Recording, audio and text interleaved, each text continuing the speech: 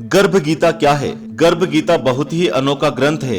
इसमें संपूर्ण ज्ञान समाहित है। श्री कृष्ण भगवान जी का वचन है कि जो प्राणी इस गर्भ गीता का सद्भावना से चिंतन मनन करता है वह फिर गर्भवास में नहीं आता है। उसे जीवन मरण के चक्र से छुटकारा मिल जाता है। सभी को, खासकर महिलाओं को गर्भ गीता का पाठ और उसे समझने की कोशिश अवश्य करनी चाहिए। साथ ही ये मान्यता भी है कि जो गर्भवती महिला गर्भ गीता को पढ़ती या सुनती है उसका गर्भस्थ शिशु अच्छे संस्कार ग्रहण करता है। जन्म लेने के बाद वह आदर्श जीवन व्यतीत करता है। कलयुग में तो हम देख ही रहे हैं कि इतने सारे वृद्धाश्रम हैं, बच्चों का माँ बाप को मारना पीटना इतना आम है और गर्भ गीता को पढ़ना तो लोग भूल ही गए हैं।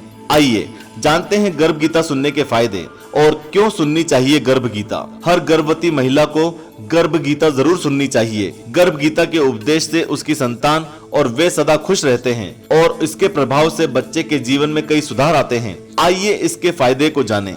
गर्भ संस्कार भी एक प्रमुख संस्कार माना गया है। चिकित्सा विज्ञान यह स्वीकार कर चुका है कि गर्भस्थ शिशु किसी चैतन्य जीव की तरह व्यवहार करता है तथा वह सुनता और ग्रहण भी करता है, सीखता और समझता भी है। माता के गर्भ में आने के बाद से गर्भस्थ शिशु को संस्कारित किया जा सकता है तथा दिव्य संतान की प्राप्ति की जा सकती है। भगवत गीता सुनना यानी बच्चे को बाहरी बातों से अवगत कराना होता है। गर्भ संस्कार एक तरह से महिला और बच्चे के बीच गर्भ संवाद तय करता है। वैसे भी कहा जाता है कि गर्भावस्था के दौरान महिलाएं यदि अपने बच्चे से बात करती हैं तो इससे बच्चे को अच्छा लगता है और वह खुश रहता है। इससे बच्चे और माँ बाप के बीच भावनात्मक संबंध मजबूत होता है। यह बच्चे के मानसिक विकास पर भी असर डालता है। बच्चे की हर प्रतिक्रिया सबसे पहले माँ से होकर गुजरती है। माँ जैसा सोचती है वैसा ही असर बच्चे पर पड़ता है। यदि माँ का व्यवहार सकारात्मक रहता है तो माँ के शरीर में सकारात्मक बदलाव होते हैं। सकारात्मकता के कारण वह खुश रहती है। उसके खुश रहने के कारण गर्भ में पल रहा शिशु भी स्वस्थ और खुश रहने लगता है।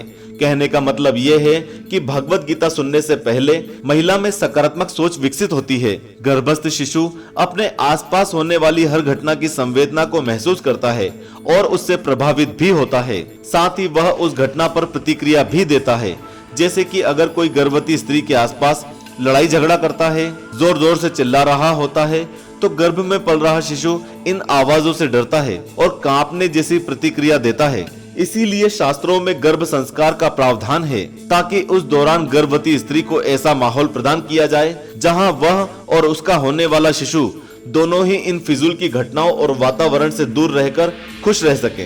प्रेगनेंसी के दौरान महिला की मनोदशा में काफी बदलाव आते हैं, लेकिन यह संस्कार उन भावनाओं को नियंत्रित करके पॉजिटिव सोच बनाए रखने में सहायता करता है। गर्भ संस्कार के फायदे में एक सबसे असरदार प्रभाव है कि इससे बच्चा पॉजिटिव सोच विकसित करता है। प्रभु कृष्ण कहते हैं कि जो भी गर्भ गीता को सुनता है या सुनाता है वह गर्भ के दुख से छुटकारा पा लेता है तथा नर्क की 84 योनियों के चक्र से मुक्त होकर जन्म तथा मृत्यु से मुक्त हो जाता है।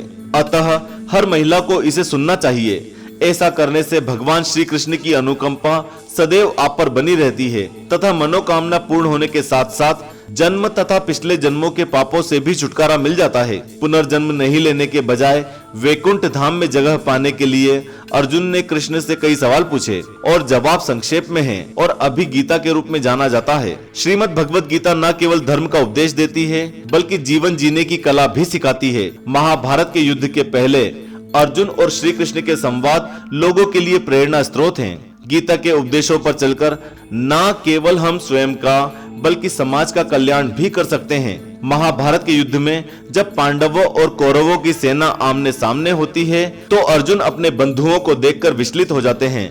तब उनके साथी बने श्री कृष्ण उन्हें उपदेश देते हैं। ऐसे ही वर्तमान जीवन में उत्पन्न कठिनाइयों से लड़ने के लिए मनुष्य को गीता में बताए गए ज्ञान की तरह आचरण करना चाहिए। इससे वह उन्नति की ओर अग्रसर होने लगेगा। और अब श्री कृष्ण और क्या कहते हैं आइए जानते हैं।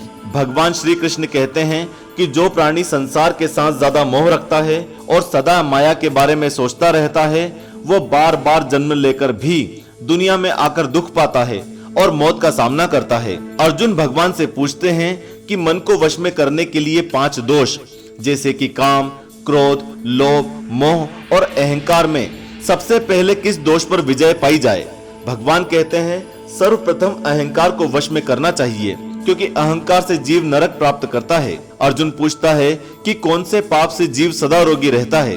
भगवान कहते हैं कि जो जीव कन्यादान से धन या किसी मजबूरी से धन कमाते हैं वे सदा रोगी रहते हैं। भगवान कृष्ण कहते हैं कि अधिक मदिरा पान करने वाले जीव गधे की योनि प्राप्त करते हैं। अर्जुन पूछता है कि ऐसा कौन सा पुण्य है जिसे करने से जीव संसार के वैभव प्राप्त कर सुखी जीवन बिताता है।